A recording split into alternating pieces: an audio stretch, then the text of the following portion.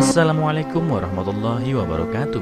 Apa kabar kalian? Semoga kalian baik-baik saja dan tetap diberikan kesehatan oleh Allah Subhanahu wa taala. Bantu channel kami dengan cara subscribe dan tekan tombol lonceng kalian. Terima kasih. Semoga kisah ini bermanfaat.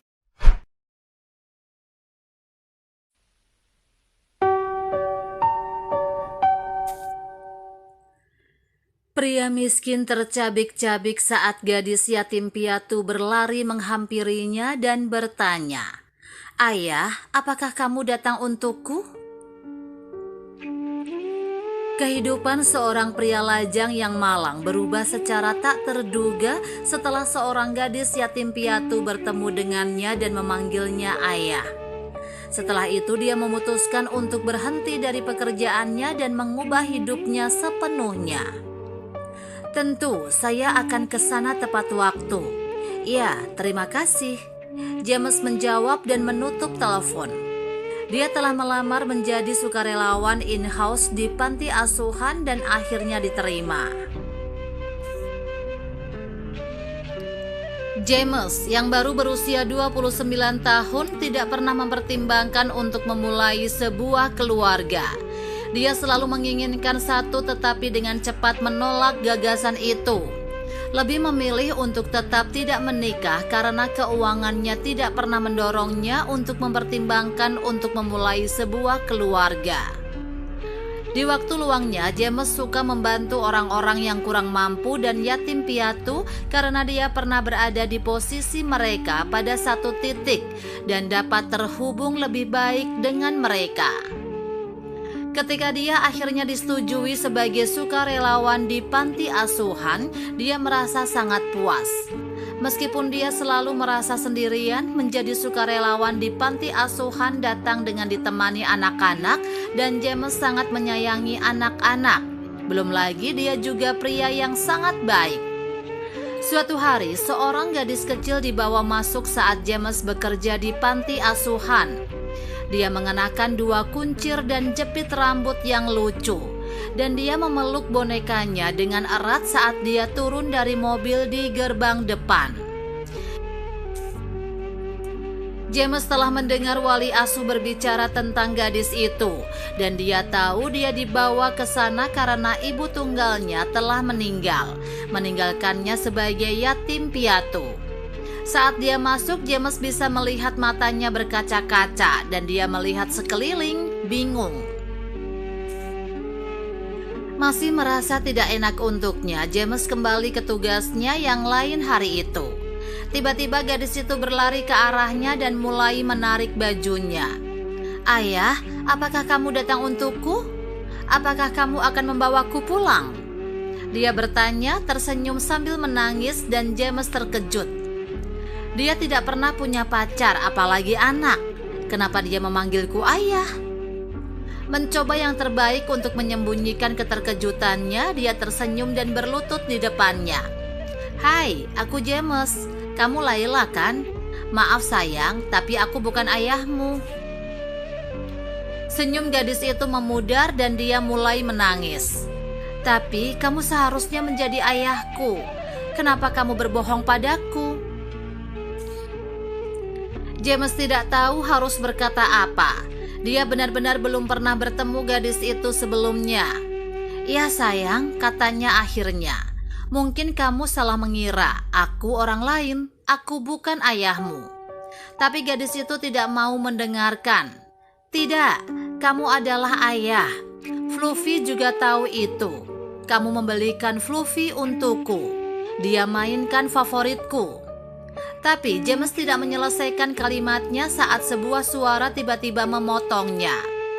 "Layla sayang, masuklah," itu berkata. James mendongak dan melihat wali asuh Clara yang tampak sangat khawatir. "Layla sayang, bagaimana kalau kamu masuk dan menyegarkan diri?" katanya pada gadis kecil itu. "Kamu bisa bicara dengan James nanti. Fluffy pasti lelah juga."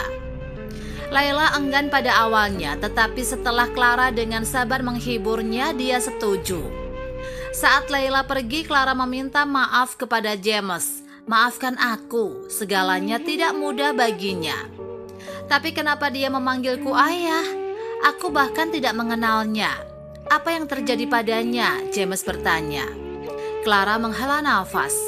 Ayahnya bukan pria yang baik. Dia meninggalkan dia dan ibunya. Dia baru berusia 6 tahun. Setelah ibunya meninggal, Layla tidak bisa menerimanya. Dia stres dan menangis terus-menerus dan berharap seorang akan datang untuknya. Tapi masalahnya tidak ada yang mau. Ibu Layla tidak pernah mengatakan yang sebenarnya tentang ayahnya. Dia bilang dia akan segera datang dan Layla terus berharap untuk itu. Kamu adalah orang ketiga hari ini yang dia panggil ayah. Dia masih sangat muda ketika ayahnya pergi.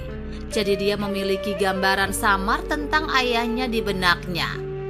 Dia saat ini sedang menjalani terapi dan saya harap dia akan segera pulih. Itu mengerikan. Apakah tidak mungkin kita bisa menghubungi ayahnya? James bertanya khawatir. Clara menggelengkan kepalanya. Saya tidak percaya begitu. Dia tidak menghubungi mereka selama bertahun-tahun dan menurut dokumen Ibu Layla telah menceraikannya. Dan dia memiliki hak asuh sah Layla. Dan Layla tidak memiliki kerabat karena ibunya juga seorang anak yatim piatu. Sementara James tidak pernah mempertimbangkan untuk memulai sebuah keluarga, sesuatu di hatinya tersulut setelah melihat Layla. Dan dia tidak bisa berhenti memikirkan mata biru besarnya yang menatapnya dan memanggilnya ayah. Akhirnya James mengembangkan ikatan yang hebat dengan Layla. Dan suatu hari dia bertanya apakah dia ingin dia menjadi ayahnya. Apakah kamu akan senang jika aku mengadopsimu, Layla? Dia bertanya. Dan dia memberinya senyum konyol. Kamu adalah ayahku. Aku sangat pintar dan aku tahu ayah tidak mengadopsi anak-anak mereka. Ayah selalu memanggil James ayah. Sejak hari pertama mereka bertemu, meskipun dia telah mengatakan kepadanya bahwa dia bukan ayahnya. Pada satu titik dia menyerah begitu saja dan membiarkannya memanggilnya begitu. Tetapi karena keuangannya tidak dalam kondisi yang baik, dia tahu jika dia tidak akan bisa mengadopsi Layla. Jadi James memutuskan untuk meninggalkan posisi sukarela dan mulai mencari pekerjaan bergaji tinggi. Seluruh proses itu menegangkan, tetapi setelah beberapa kali mencoba, James dipekerjakan sebagai pelayan. Itu bukan sesuatu yang besar, tapi itu memberinya harapan bahwa dia bisa melakukan yang lebih baik. Saat bekerja sebagai pelayan, James mengambil beberapa kursus online, mulai dari belajar sendiri dan memutuskan untuk menjadi guru privat secara bersamaan.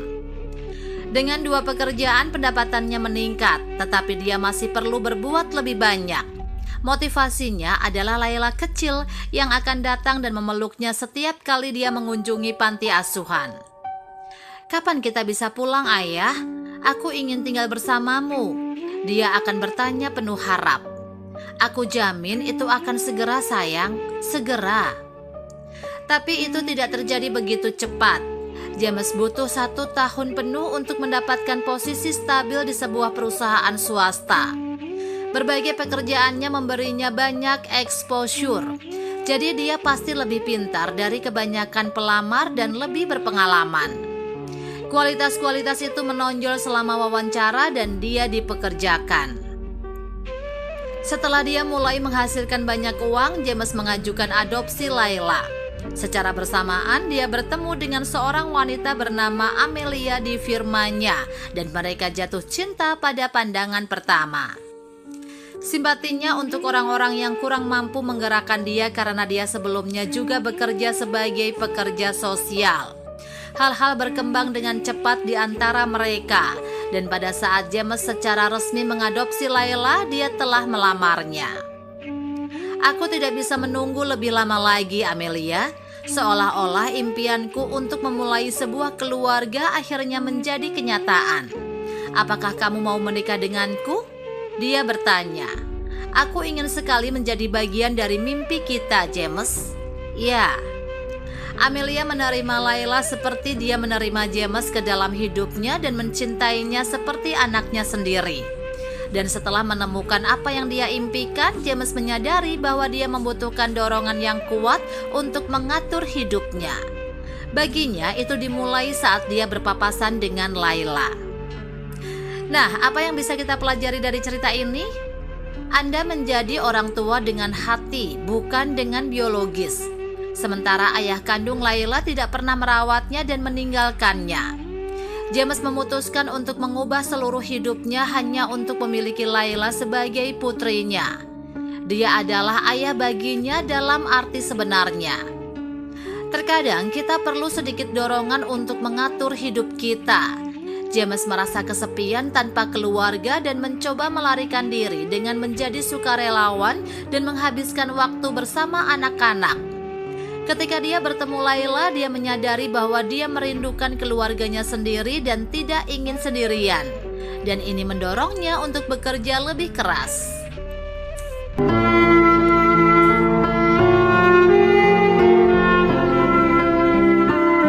Assalamualaikum warahmatullahi wabarakatuh. Apa kabar kalian? Semoga kalian baik-baik saja dan tetap diberikan kesehatan oleh Allah Subhanahu wa Ta'ala. Bantu channel kami dengan cara subscribe dan tekan tombol lonceng kalian. Terima kasih. Semoga kisah ini bermanfaat.